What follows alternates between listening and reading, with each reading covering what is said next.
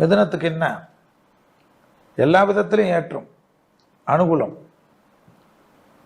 குரு வழிபாடு பெரிய அனுகூலம்.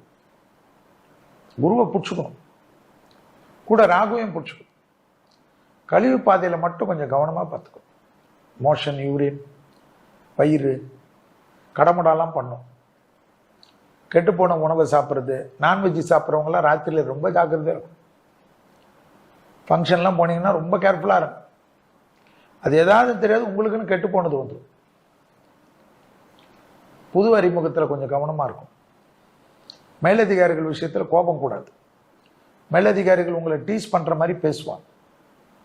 உடனே உணர்ச்சி வசப்பட்டு பேப்பரை போடுறதெல்லாம் கூடாது. ஜாலியாக இருங்க. அவங்க தான் டீஸ் பண்ணுவாங்கன்னு கிரகம் சொல்லுது இல்லை. அப்புறமா என்ன, தெய்வ வழிபாடு தான் நல்லா இருக்க. மனசுக்கு பிடிச்ச ஏதாவது கோயிலில் போய் உட்காந்துருங்க, படிப்படியாக நல்லா வந்துடும். வேற்றுமொழி மதத்தினால அதிக ஆதாயம் பெறுவீங்க.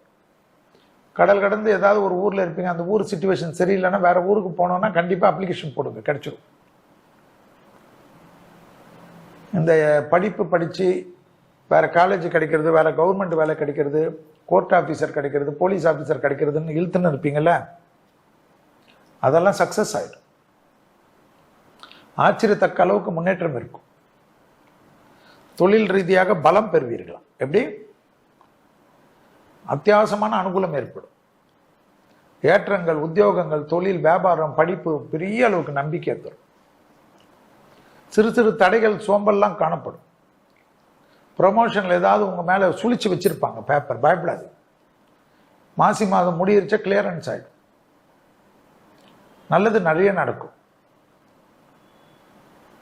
ரத்தத்தில் பரவக்கூடிய நோய் உபத்திரத்தில் மட்டும் கொஞ்சம் கவனமாக இருக்கும். அதில் மட்டும் நீங்கள் ஏதாவது உஷாராக இல்லைன்னா பிரச்சனை ஆகிடும். ஸோ தேக ஆரோக்கியம் கவனம், பெரியவர்களுடைய தேக ஆரோக்கியமும் கவனம். பசுமாடுக்கு சனிக்கிழமையில் சாப்பாடு கொடுங்க, அப்போ தான் நல்லது நடக்கும்.